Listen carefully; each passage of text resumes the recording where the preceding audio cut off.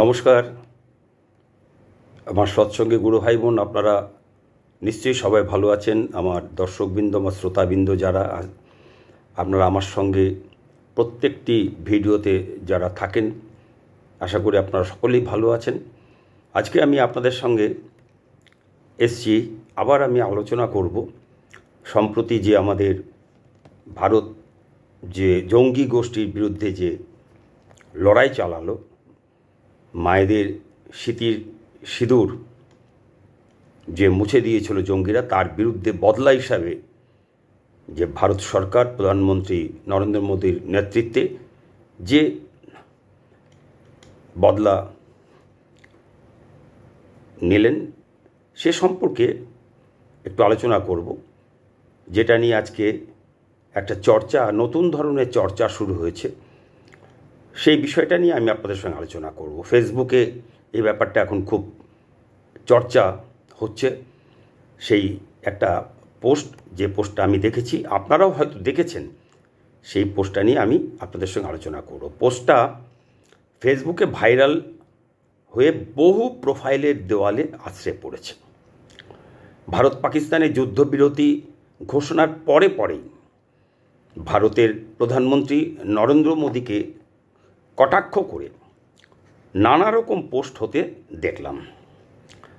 ইউটিউবেও পাল্লা দিয়ে তাকে নিচা দেখাতে গিয়ে নানা রকম ভিডিও প্রকাশ হয়ে চলেছে।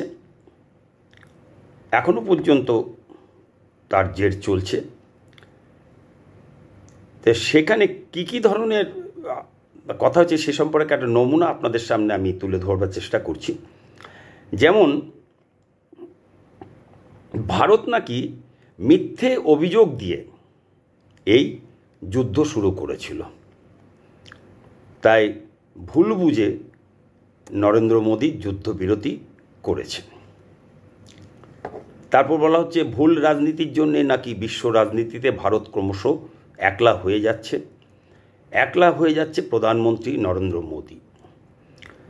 নিজের দোষে তিনি এখন একা, বন্ধুহীন মোদী। জয়ের দোরগোড়ায় এসেও ভয়ে পিছিয়ে গেল 56 ইঞ্চির মোদী। আমেরিকার কাছে নতজানু মোদী। এরকম আরও বিভিন্ন নানা রকম ক্যাপশন দিয়ে ফেসবুকে লেখা চলছে এবং ইউটিউবেও নানা রকম ভিডিও তৈরি হয়ে চলেছে, আপনাদের চোখে পড়ছে, আপনারা দেখছেন।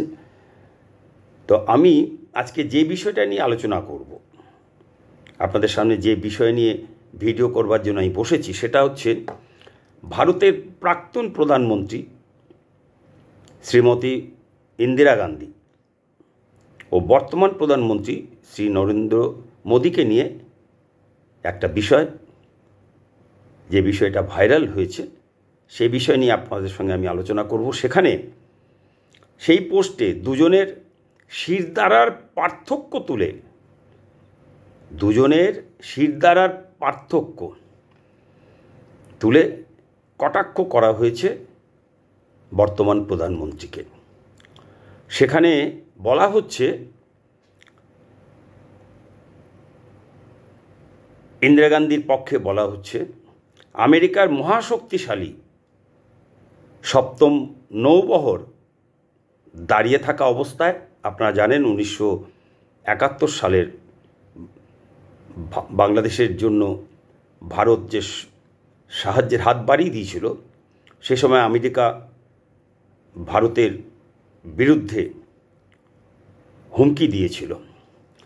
সেই সময় আমেরিকার মহাশক্তিশালী 7ম নৌবহর দাঁড়িয়ে থাকা অবস্থায় আমেরিকার রাষ্ট্রপতির হুমকির সামনে মাথা না ঝুঁকিয়ে পাকিস্তানকে ভেঙে 2 টুকরো করেছিলেন ইন্দিরা গান্ধী। আর তার পাশেই লেখা হচ্ছে নরেন্দ্র মোদীর ছবি দিয়ে, দুর্বল পাকিস্তানকে 4 খণ্ডে বিভক্ত করার সুবর্ণ সুযোগ, কিন্তু মাত্র আমেরিকার রাষ্ট্রপতির চাপে জেতা যুদ্ধ ছেড়ে দিয়ে চলে এলেন শ্রী নরেন্দ্র মোদী। এই ছিল শ্রীমতী ইন্দিরা গান্ধী ও শ্রী নরেন্দ্র মোদী দুই প্রধানমন্ত্রীর ছবি দিয়ে পোস্টের বিষয়বস্তু। দুজনের ছবি পাশাপাশি রেখেই মন্তব্য করা হয়েছে। এখানেই ভারতের দুই প্রধানমন্ত্রীর শিরধারার পার্থক্য বোঝানো হয়েছে। পোস্ট যারা করছেন তাদের কাছে আমি অনুরোধ করব, পোস্টদাতারা এরকম বিতর্কিত দেশের প্রধানমন্ত্রীদের নিয়ে, তারা কোনো দলের প্রধানমন্ত্রী না, তারা ভারতেরই প্রধানমন্ত্রী ছিলেন ইন্দিরা গান্ধী, এবং নরেন্দ্র মোদীও ভারতের, আমি ভারতবর্ষের নাগরিক। 140 কোটি মানুষের প্রধানমন্ত্রী নরেন্দ্র মোদী, এবং ইন্দিরা গান্ধীও আমাদেরই প্রধানমন্ত্রী ছিলেন। তো তাদের নিয়ে এরকম বিতর্কিত নোংরা পোস্ট করা থেকে আপনারা নিজেদের বিরত রাখুন, সংযত থাকুন, সাবধান হন। আপনারা আপনাদের শির দ্বারা সোজা রাখুন। এই যে পোস্টের কথাটা আপনাদের আমি বললাম, এই পোস্টে আপনাদের যে শিরদাঁড়ার পার্থক্য তুলে ধরা হয়েছে আমি বললাম আপনাদের কাছে, সেই ছবিটা আপনারা নিশ্চয়ই দেখেছেন ফেসবুকে। আপনারা আমার ফেসবুক প্রোফাইলও আপনারা যদি যান আপনারা দেখতে পাবেন। একদিক থেকে ঠিকই বলেছে, যিনি পোস্ট করেছেন তিনি ঠিকই বলেছেন। সেটা কীরকম আসুন, যিনি পোস্ট করেছেন তার শিরদাঁড়া সম্পর্কিত বক্তব্য কতটা সঠিক ও বাস্তবোচিত তা বিশ্লেষণ ও সংশ্লেষণের মধ্যে দিয়ে একবার আমরা দেখে নিই। দেশের ক্রাইসিস পিরিয়ডে দেশের ঐক্যকে মজবুত করার মানসিকতা ও চরিত্রের মানুষগুলোর সঙ্গে দেশকে টুকরো টুকরো করার মানুষগুলোর মানসিকতা ও চরিত্রের মধ্যে শিরদাঁড়ার পার্থক্য কোথায় সেটা আমরা একবার দেখে নিই। এই মুহূর্তে দেশের বর্তমান ক্রাইসিস পিরিয়ডে কারা তৈরি করছে এই ধরনের পোস্টার, একটা প্রশ্ন জাগে মনের মধ্যে। আর কারাই বা প্রচার করছে? এরা কি দেশপ্রেমিক? এরা কি দেশের নাগরিক?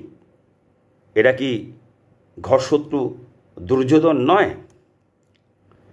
যারা এই ধরনের বিতর্কিত মিথ্যে ভুল প্রচারের মাধ্যমে আমার দেশের দুই মহান প্রধানমন্ত্রীর মধ্যে শিরদাঁড়ার তফাৎ দেখিয়ে একজনকে তথাকথিত বড় করে দেখাতে গিয়ে কলঙ্কিত করে, দোষী করে এবং অন্যজনকে ছোট অসম্মান করতে দ্বিধা করে না, ঘৃণা ছড়াতে, নীচা দেখাতে, কলঙ্কিত করতে, জনগণকে বিভ্রান্ত করে বিষিয়ে তুলে জনগণের পরস্পরের মধ্যে একটা সংঘাত সৃষ্টি করে, যারা দেশের শত্রুদের সরকারের বিরুদ্ধে শক্তি যোগাতে সাহায্য করে, যারা বহিঃশক্তির এজেন্ট হয়ে কাজ করে এবং দেশের ঐক্যকে ধ্বংস করে, দেশকে টুকরো টুকরো হওয়ার জন্য ইন্ধন যোগায়, তাদের চিহ্নিত করার কি সময় আসেনি? জনগণের কি এখনও ঘুম ভেঙে জেগে ওঠার সময় হয়নি? দেশের এই দুই প্রধানমন্ত্রী আমার দেশের প্রধানমন্ত্রী, আমার দেশের 140 কোটি জনগণের প্রধানমন্ত্রী। কোনো দলের তারা প্রধানমন্ত্রী নন। দুজনেই গণতান্ত্রিকভাবে জনগণের দ্বারা ভোটে নির্বাচিত প্রধানমন্ত্রী। তারা কোনো বৃহৎ বহিঃশক্তির কলকাঠিতে অবৈধভাবে অনৈতিক উপায়ে পিছনের দরজা দিয়ে অসৎ উপায়ে চোরের মতন দেশের প্রধানের ক্ষমতায় বসেননি, যেটা আমরা সম্প্রতি দেখতে পেয়েছি বাংলাদেশের ক্ষেত্রে। এবং তার হাতে শান্তির নোবেল পুরস্কার জমা রয়েছে, তা আমরা দেখেছি। কিন্তু আমাদের যে দুজন প্রধানমন্ত্রী, শ্রীমতী ইন্দিরা গান্ধী এবং বর্তমান প্রধানমন্ত্রী শ্রী নরেন্দ্র মোদী, দুজনেই মানুষের ভালোবাসা নিয়ে ক্ষমতায় বসেছেন। দুজনেই দেশের নির্বাচনে বৃহৎ অংশের মানুষের সমর্থন নিয়ে দেশের প্রধানের পদ অলঙ্কিত করেছেন। এইভাবে ভারত নামক দেশের প্রতিটি সরকার, রাজ্য সরকার, দেশের প্রধানমন্ত্রী, রাজ্যের মুখ্যমন্ত্রী ও অন্যান্য মন্ত্রিমণ্ডলী নির্বাচিত হয়ে সরকারে আসেন। তাই কাউকে দেশের গভীর সংকটজনক মুহূর্তে বড় করা ও ছোট করা দেশের সঙ্গে গদ্দারি করা সমার্থক। দেশ যখন সংকটে তখন এই ধরনের মানুষদের, তা সে যে দলেরই সদস্য হোক না কেন, যত বড় কবি, সাহিত্যিক, গায়ক, বুদ্ধিজীবী, পণ্ডিত, ব্যক্তিত্ব, রাজনৈতিক ব্যক্তিত্ব হোক না কেন, যত বড় ধনী হোক না কেন, দেশের সার্বভৌমত্ব রক্ষার্থে তাদের জনজীবন থেকে বিচ্ছিন্ন করা কি অনুচিত বা অযৌক্তিক? দেশের 140 কোটি জনগণ কি ভেবে দেখবে না? সে যে দেশেরই প্রধানমন্ত্রী, যে দলেরই প্রধানমন্ত্রী, যে দলেরই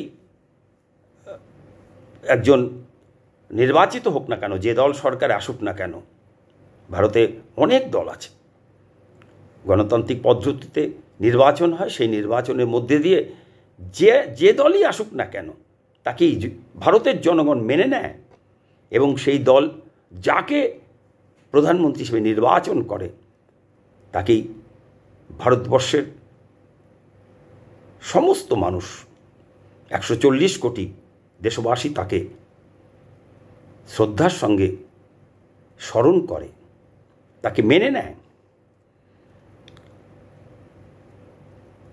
তা সেই দেশের প্রধানমন্ত্রীকে যে বা যারা কলঙ্কিত করে, প্রশংসা করার নামে কাউকে কলঙ্কিত করে এবং সরাসরি কাউকে অপমান করে, আজ সময় এসেছে ভেবে দেখার। শ্রীমতী ইন্দিরা গান্ধী কি পাকিস্তানকে দুটুকরো করার জন্যই দুটুকরো করেছিলেন? আমি আজকে আপনাদের কাছে এই প্রশ্নটা রাখছি। আমাদের দেশের প্রধানমন্ত্রী শ্রীমতী ইন্দিরা গান্ধী 1971 সালে যে ভূমিকা তিনি গ্রহণ করেছিলেন, আমেরিকার চোখ রাঙানিকে উপেক্ষা করে তিনি আমাদের পাশের ছোট্ট দেশ, আমাদেরই একদিন অংশ ছিল, সেই দেশ বাংলাদেশ এখন বর্তমানে ভারতের সবচেয়ে বড় শত্রু। নোবেল পুরস্কার প্রাপ্ত শান্তির প্রতীক ডক্টর ইউনূসের নেতৃত্বে বর্তমান যে সরকারি প্রধান উপদেষ্টার পদে বসে তিনি দেশ পরিচালনা করছেন, অবৈধভাবে, অগণতান্ত্রিকভাবে, অনৈতিকভাবে, অন্যায়ভাবে, অন্যায্যভাবে দেশের শাসন ক্ষমতা দখল করে এক হাতে শান্তি নোবেল পুরস্কার আর এক হাতে অশান্তির চাবুক হাতে নিয়ে তিনি এসেই ভারতকে ধমকি দিয়েছিলেন 7 সিস্টার্স তিনি অশান্ত করে তুলবেন, এবং সম্প্রতি তিনি আরও একবার 7 সিস্টার্স নিয়ে বক্তব্য রেখেছেন।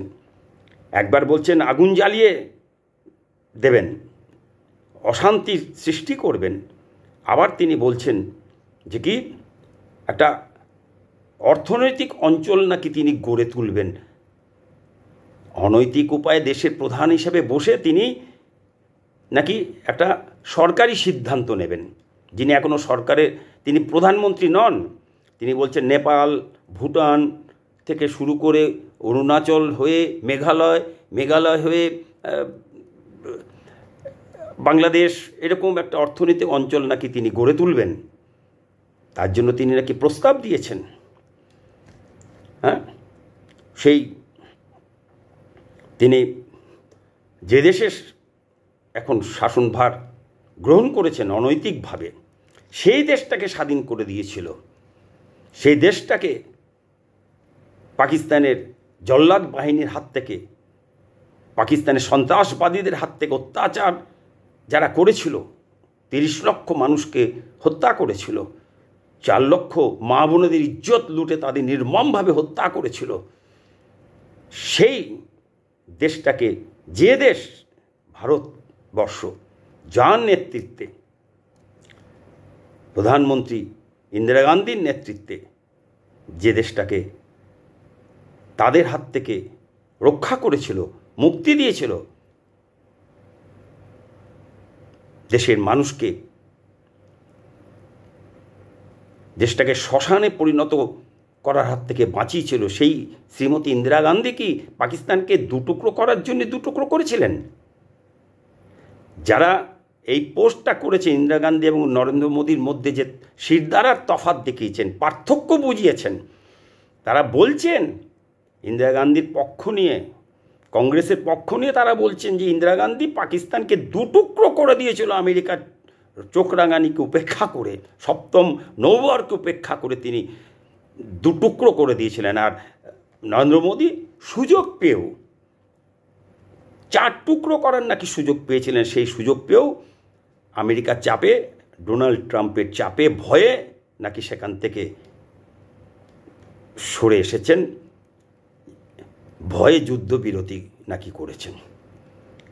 এই যে দুজন প্রধানমন্ত্রীকে যে তুলনা করলেন, তা সেই ইন্দিরা গান্ধী সম্পর্কে আমি যেটা বলতে চাই যে তিনি কি পাকিস্তানকে দুটুকরো করবার জন্যই তিনি সেই যুদ্ধটা করেছিলেন, নাকি একেবারে গায়ে গায়ে লাগানো পার্শ্ববর্তী দেশে 30 লক্ষ জনগণের উপর পাকিস্তান দরিন্দাদের নারকীয় অত্যাচার, হত্যালীলা এবং প্রায় 4 লক্ষ মা বোনেদের উপর নৃশংস যৌন অত্যাচার শেষে নির্মম অট্টহাস্যে উন্মত্ত উল্লাসে পাশবিক হত্যাযজ্ঞের বিরুদ্ধে ভারতের প্রধানমন্ত্রী শ্রীমতী ইন্দিরা গান্ধী ভয়ঙ্কর মা দুর্গা, ভয়াবহ মা কালী রূপে আবির্ভূত হয়ে রক্ষা করেছিলেন অবশিষ্ট বাংলাদেশিদের?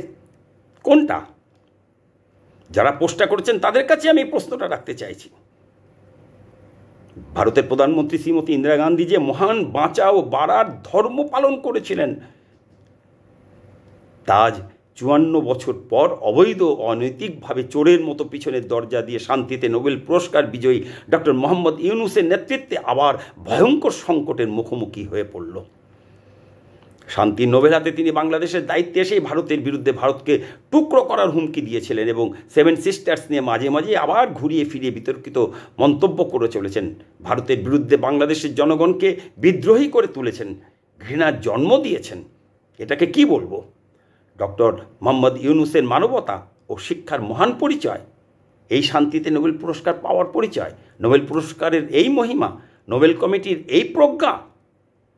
ভারতের প্রধানমন্ত্রী ইন্দিরা গান্ধী কি পাকিস্তানকে দুটুকরো করার জন্য যুদ্ধ করেছিলেন? একটা দেশকে ভেঙে টুকরো টুকরো করার ঘৃণ্য মানসিকতা কি প্রশংসার কাজ, গৌরবের কাজ? প্রধানমন্ত্রী ইন্দিরা গান্ধীর 1971 সালের বাংলাদেশে মানবতা, মানবিকতা ও মনুষ্যত্ব রক্ষার পক্ষে উৎসর্গিত জীবনকে আজ কলঙ্কিত করা হচ্ছে প্রশংসার মোড়কে পাকিস্তান নামক দেশকে দুটুকরো করার দায় চাপিয়ে তাকে নরেন্দ্র মোদীর তুলনায় বড় দেশপ্রেমিক হিসেবে তুলে ধরে মানবতার পক্ষে তার গৌরবান্বিত ভূমিকাকে ছোট করা হচ্ছে, পদদলিত করা হচ্ছে শিরদাঁড়ার পার্থক্যকে প্রচার করে। এ তো শ্রীমতী ইন্দিরা গান্ধীর মুখে ও গায়ে কালিমা লেপন ছাড়া কিছুই নয়। তাকে তার মহান পদক্ষেপকে দেশ ভাঙার কারিগর হিসেবে চিহ্নিত করা হচ্ছে আজ। রাজনীতি আজ এতটাই নিচে নেমে গেছে যে নরেন্দ্র মোদীকে ছোট করার জন্য শ্রীমতী ইন্দিরা গান্ধীকে বড় করতে গিয়ে তাঁর অনুগামীরা তাকেই কলঙ্কিত করে দিলেন। আর বর্তমান ভারতবর্ষের প্রধানমন্ত্রী শ্রী নরেন্দ্র মোদী কি পাকিস্তানের বিরুদ্ধে যুদ্ধ ঘোষণা করেছিল? পাকিস্তান নামক দেশটিকে 4 টুকরো করার নোংরা খেলায় নেমেছিলেন? নাকি ভারতের নিরীহ সাধারণ নাগরিককে 22 মে 26 জন নিরীহ পর্যটককে তাদের স্ত্রীদের সামনে গুলি করে হত্যা করে স্মৃতির সিঁদুর মুছে দিয়েছিল, যারা সেই দরিন্দাদের বিরুদ্ধে, পাকিস্তানের জঙ্গিদের বিরুদ্ধে লড়াইয়ে নেমেছিল? ভারত কোনটা? পাকিস্তান নামক দেশটি একদিন ভারতেরই অংশ ছিল। ব্রিটিশের প্ররোচনায় মুসলিমদের একাংশের মুসলিমদের জন্য আলাদা রাষ্ট্রের দাবিতে পাকিস্তান নামক দেশটির জন্ম হয়েছিল অদ্ভুতভাবে। ভারতের একেবারে পশ্চিম দিকের একটা অংশ ও পূর্ব দিকের ভারত দিয়ে ঘেরা মধ্যবর্তী একটা অঞ্চল নিয়ে গঠিত হয়েছিল রিকেট পাকিস্তানের। কিন্তু সেদিন কেউ দেশের কোনো নেতৃবৃন্দ এই নিয়ে সোচ্চার হননি বা বাধা দেননি। শুধু দূরদ্রষ্টা শ্যামাপ্রসাদ মুখোপাধ্যায়ের আন্তরিক শুদ্ধ পবিত্র প্রচেষ্টায় অখণ্ড বাংলা থেকে পশ্চিমবঙ্গকে ভাগ করে পাকিস্তানের থেকে আলাদা করে ভারতের সঙ্গে যুক্ত রাখতে পেরেছিল। দেশভাগের পর থেকে হিন্দু মুসলমানের মধ্যে শত্রুতার লড়াই তীব্র থেকে তীব্রতর হতে লাগলো। পরম প্রেমময় শ্রী ঠাকুর অনুকূলচন্দ্র দেশভাগের ভয়ঙ্কর ভবিষ্যৎ পরিণতি সম্পর্কে বারবার সাবধান করেছিলেন এবং দেশ নেতৃত্বের কাছে আবেদন করেছিলেন। তখন তিনি হিন্দু মুসলমানের সমস্যা দেশ ভাগ করে সমাধান করার সিদ্ধান্ত সম্পর্কে বলেছিলেন, dividing compromise is the hatch of animosity, অর্থাৎ ভাগ করে সমাধান করার অর্থ তা দিয়ে দিয়ে শত্রুতার ডিম ফোটানো, যা আজ স্বাধীনতার ৭৮ বছর ধরে ও পরেও প্রমাণ হলো ধর্মের ভিত্তিতে ২৬ জন হিন্দু পর্যটককে পাকিস্তানের মুসলিম জঙ্গিরা নির্মম নৃশংসভাবে হত্যা করে। আর সেই ২৬ জন হিন্দু পর্যটকের হত্যার প্রতিশোধ নিতে, সেই জঙ্গিদের বিরুদ্ধে কঠোর ক্ষমাহীন বদলা নিতে যখন ভারতের প্রধানমন্ত্রী শ্রী নরেন্দ্র মোদী জঙ্গি নিধনে নারীদের স্মৃতি পবিত্র সিঁদুরকে স্মরণ করে অপারেশন সিন্দুর নামে শপথ নিলেন এবং জঙ্গিদের বিরুদ্ধে ভয়ঙ্কর ভয়াল নির্মম প্রত্যাঘাত করলেন, তখন এই কালবৈশাখী অভিযানকে, এই দয়ামায়হীন প্রত্যাঘাতকে, এই সাফল্যকে, এই উদ্যোগকে কলঙ্কিত করতে ময়দানে নেমে পড়েছে ভারতে অবস্থানকারী ভারত বিরোধী শক্তি, ভারতের প্রধানমন্ত্রী শ্রীমতী ইন্দিরা গান্ধী ও বর্তমান প্রধানমন্ত্রী শ্রী নরেন্দ্র মোদীর সঙ্গে উদ্দেশ্য প্রণোদিতভাবে দুজনের সাফল্যের তুলনামূলক নোংরা আলোচনা করে। আলোচনায় তারা শ্রীমতী ইন্দিরা গান্ধীকে শ্রী নরেন্দ্র মোদীর চেয়ে বড় করে দেখাতে গিয়ে ১৯৭১ সালের বাংলাদেশে জনগণকে রক্ষা ও মা বোনেদের ইজ্জত রক্ষায় তার মহান অবদানকে, তার মানবিক মুখকে, তার মনুষ্যত্বকে চরম অপমান করে তাকে পাকিস্তান দেশ ভাঙার কলঙ্কিত নায়িকা রূপে প্রতিষ্ঠা করল। এই তথাকথিত ইন্দিরা প্রেমী নরাধমরা ১৯৭১ সালে শ্রীমতী ইন্দিরা গান্ধীর আমেরিকার চোখে চোখ রেখে লড়াই করার অদম্য সাহস ও বীরত্বকে ইন্দিরা গান্ধীর নেতৃত্বে ভারতকে কৃতিত্ব দিতে গিয়ে শ্রীমতী ইন্দিরা গান্ধী ও তার নেতৃত্বে চলা ভারত সরকার তথা ভারতবর্ষকে অন্য দেশকে টুকরো টুকরো করার ষড়যন্ত্রে লিপ্ত থাকার অপরাধী হিসেবে চিহ্নিত করল। তারা এও চেয়েছিল বর্তমান ভারতবর্ষের প্রধানমন্ত্রী শ্রী নরেন্দ্র মোদীও অপারেশন সিন্দুর প্রত্যাঘাতের মধ্যে দিয়ে এই একই রকম দেশ ভাঙার নোংরা খেলার ট্র্যাডিশন বজায় রাখুক। নরেন্দ্র মোদীও পাকিস্তানকে এই সুযোগে ৪ টুকরো করে দিক। আমরা যেন ভুলে না যাই, পাকিস্তানের আভ্যন্তরীণ সংকটে পাকিস্তান জেরবার ব্রিটিশ মুক্ত ভারতবর্ষকে জোর করে ব্রিটিশের সহায়তায় ব্রিটিশের ঘৃণ্য চক্রান্তেও মুসলিম লীগের নেতাদের চক্রান্তে দেশ ভাগ করার ও ক্ষমতা ভোগ করার ফল আজকের এই পাকিস্তান। আজ থেকে ৫৬ বছর আগে তাদের নিজেদের ভিতরেই পাকিস্তানের অত্যাচারের হাত থেকে মুক্ত হওয়ার তাগিদে ও স্বাধীন বাংলাদেশের দাবিতে আলাদা বাংলাদেশের জন্ম হয়েছিল। সেদিন বাংলাদেশে পাকিস্তানের মুসলমান বাংলাদেশের মুসলমানকেই হত্যা করেছিল ও মুসলমান মা বোনেদের ওপর যৌন অত্যাচার করে কাম লালসা ভোগ করেছিল ও পরে নির্মম ও নৃশংসভাবে অত্যাচার করে করে হত্যা করেছিল। ফলে শুরু হয়েছিল বাংলাদেশিদের স্বাধীনতার যুদ্ধ। আর বর্তমানে বালুচিস্তান, পাস্তুনিস্তান সব জায়গায় মানুষ পাকিস্তানের অত্যাচারের হাত থেকে স্বাধীন হতে চাইছে। আজাদ কাশ্মীর পাকিস্তানের অত্যাচারে ভারতের সাথে যুক্ত হতে চাইছে। তারা প্রায় সবাই মুসলমান। ফলে সেখানে পাকিস্তানের ভাঙন, তাদের ৪ টুকরো কি ১০০০ টুকরো, সেটা তাদের আভ্যন্তরীণ জনগণের বিষয়। সেখানে নরেন্দ্র মোদীর হস্তক্ষেপের কি প্রয়োজন? সেখানে তার ব্যর্থতা কোথায়? কেন তিনি হস্তক্ষেপ করবেন অন্য দেশের? সচেতন ভারতবাসী কখনোই সেটা মেনে নেবে না। ভারতের দর্শন কখনোই কোনো দেশকে টুকরো টুকরো করার জন্য, হাজার হাজার বছর ধরে ভারত কোনোদিনই কারোর উপর আক্রমণ করেনি, কোনো দেশকে টুকরো টুকরো করেনি। আজকে কোন কালচার এসছে ভারতবর্ষের বুকে যে প্রশংসার ছলে প্রমাণ করতে চাইছে, নিন্দার ছলে তারা চাইছে ভারত এই কলঙ্কিত চরিত্রের অধিকারী হোক।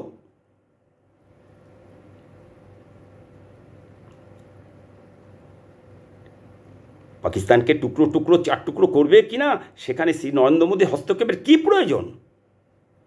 আমেরিকার চাপে নতি স্বীকার কোথায়? কেন ভারত অন্য কোনো দেশকে টুকরো টুকরো করার নোংরা খেলায় অংশগ্রহণ করবে? হাজার বছরের ভারত ইতিহাস কি তাই বলে? ভারত কি কখনো কোনো দেশ আক্রমণ করেছে? নাকি ভারতের উপর আক্রমণ হয়েছে বারবার বহিঃশক্তি দ্বারা? বালুচিস্তান, পাস্তুনিস্তান যদি বাঁচার জন্য, আত্মরক্ষার জন্য সাহায্য চায় সেটা বিবেচনা করা যেতে পারে, সেটা সম্পূর্ণ অন্য পরবর্তী বিষয়। জঙ্গি যে হামলা, সেই হামলার বদলা আর এই দেশ ভাগ বা টুকরো টুকরো করা এক বিষয় নয়।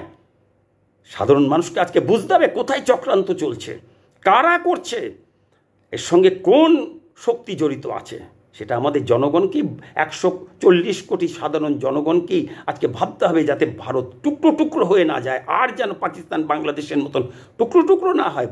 পারলে পাকিস্তান বাংলাদেশ সব এক হয়ে যাক, অখণ্ড ভারত হোক, আবার আবার হিন্দু মুসলমান সবাই মিলেমিশে সেই যে গান, আগে কি সুন্দর দিন কাটাইতাম, গ্রামের নওজওয়ান হিন্দু মুসলমান মেলিয়া বাউলা গান গাইতাম, আগে কি সুন্দর দিন কাটাইতাম, যে কি সুন্দর জনপ্রিয় গান, আজও মনে পড়লে চোখে জল আসে। প্রয়োজন হলে আবার সমস্ত গোটা সেই পূর্বের যে অখণ্ড ভারত আবার এক হোক। এসব ঘর ভাঙা ব্রিটিশের কৃষ্টি সংস্কৃতি, এটা ভারতবাসী এবং ভারতের অভ্যন্তরে যারা এই ধরনের ঘৃণ্য খেলায়, ষড়যন্ত্রের খেলায় যুক্ত আছেন, তারা যেন মনে রাখে যে এই সব ঘর ভাঙা ব্রিটিশের কৃষ্টি সংস্কৃতি অখণ্ড ভারতবর্ষকে কে ভাগ করেছিল, কেন ভাগ করেছিল, কে কী উদ্দেশ্যে ভাগ করেছিল, সেই ভাগের পরিণতি কী, কারা ভোগ করছে ভাগ করার ফল, কারাই বা সেই অভিশপ্ত নির্মম ভয়ঙ্কর ক্ষমাহীন ঘৃণ্য ভাগের সংস্কৃতি জানতে অজান্তে চর্চা করে চলেছে, কেন করে চলেছে, কাদের প্ররোচনায় করে চলেছে, তাদের শিক্ষা চেতনা বোধ বুদ্ধি মনুষ্যত্ব কি লুপ্ত হয়ে গেছে একেবারে, তারা কি রোবট? এটা যেন ভুলে না যায় ভাঙার কৃষ্টি সংস্কৃতির চর্চাকারীরা, কারিগরেরা, প্রচারকেরা, এই ল্যাংড়া খোঁড়া ভারতের অধিবাসী, তারাও তাদের পরিবার পরিজনও অভিশপ্ত দেশভাগের ফলে হওয়া এই ল্যাংড়া খোঁড়া ভারত যদি আরও ল্যাংড়া খোঁড়া হয়, সেই বিস্ফোরার বিষাক্ত ঘায়ের বিষে সর্বাঙ্গ জর্জরিত হয়ে তারাও নিকেশ হয়ে যাবে প্রকৃতির নির্মম কষাঘাতে। এটাই প্রকৃতির নিখুঁত বিচার। তারা যেন ভুলে না যায়, কথায় আছে every action has opposite and equal reaction, অর্থাৎ ক্রিয়ার বিপরীত সমান প্রতিক্রিয়া আছেই। আর পরম প্রেমময় শ্রী ঠাকুর অনুকূলচন্দ্র বললেন, তুমি যা করছো বা করে রেখেছো ভগবান তাই গ্রাহ্য করবেন, আর সেগুলির ফলও পাবে ঠিক তেমনি। যা ইচ্ছা তাই করবে তুমি, তা করলে চলবে না, ভালো ছাড়া মন্দ করলে পরিস্থিতি ছাড়বে না। আর অভিশপ্ত ঘৃণ্য ক্ষমাহীন ভয়ঙ্কর ভাঙনের সেই কৃষ্টি সংস্কৃতির ধারক বাহক দেশভাগের কুশীলবদেরই রেখে যাওয়া এই প্রচারকারীরা, যারা ঘোলা জলে মাছ ধরার মতো এই ধরনের ঘর ভাঙাভাঙির নোংরা প্রচারের খেলায় দুই মহান প্রধানমন্ত্রীর একজনকে কমজোরি দুর্বল ভীরু ব্যক্তিত্বের অধিকারী প্রমাণে মরিয়া আর একজনকে প্রশংসার ছলে কলঙ্কিত করতে তারা ব্যস্ত। কিন্তু হাজার হাজার বছরের ঐতিহ্যময় ভারতের কৃষ্টি সংস্কৃতি এসব নোংরা ভাঙাভাঙির কৃষ্টি সংস্কৃতি নয়। বর্তমান ভারত আর স্বাধীনতা পরবর্তী সময়ের অতীতের ভারত এক নয়। অতীতের ভারতের ইতিহাস অন্য কথা বলে। শ্রী নরেন্দ্র মোদীর নেতৃত্বে রাশিয়া ইউক্রেন যুদ্ধের সময় রাশিয়ার পক্ষে না থাকার জন্য, রাশিয়ার সঙ্গে তেল চুক্তি না করার জন্য, রাশিয়ার অর্থনীতিকে দুর্বল করার জন্য, রাশিয়া থেকে তেল না কেনার জন্য আমেরিকার ভয়ঙ্কর চাপের মুখে সামনাসামনি মুখোমুখি ভারতই তার জোরালো শক্তিশালী ভূমিকা তুলে ধরেছিল। প্রেসিডেন্ট বাইডেনের আমেরিকা সেদিন ভারতের প্রধানমন্ত্রী 56 ইঞ্চি সিনার প্রমাণ পেয়েছিলেন। আর এই মুহূর্তের আন্তর্জাতিক খবর সবারই জানা। আর 2014 পরবর্তী সময়ে 2016 উড়ি 2019 পুলওয়ামা সার্জিক্যাল স্ট্রাইক ভুলে যায়নি ভারতবাসী। তাই এই ধরনের উস্কানিমূলক বিষাক্ত পোস্ট দেশের জনগণকে বিভ্রান্ত করে। দেশের ও দেশের জনগণের পক্ষে এই পোস্ট বিপজ্জনক। দেশকেও দেশের জনগণকে বিপদে ফেলবেন না। দেশকে দুর্বল করা, ধ্বংস করা, দেশের জনগণকে মৃত্যুর পরিস্থিতির দিকে ঠেলে দেওয়া চক্রান্ত থেকে বিরত থাকুন। নিজেকে প্রকৃত দেশপ্রেমী করে তুলুন। আসুন সবাই মিলেমিশে বাঁচি। বিদেশি শক্তির চক্রান্তকে আমরা শেষ করে দিই সবাই মিলেমিশে। 10-এর লাঠি 1-এর বোঝা। তাই অনুরোধ, পোস্টদাতারা বিতর্কিত পোস্ট করা থেকে সাবধান। নিজের পায়ে নিজে কুড়োল মারবেন না। আমরা আজ এখানে যারাই যে পক্ষে থাকি না কেন, আমাদের পরিবার পরিজনও এই ভারতের মাটিতেই থাকে। নমস্কার, জয়গুরু।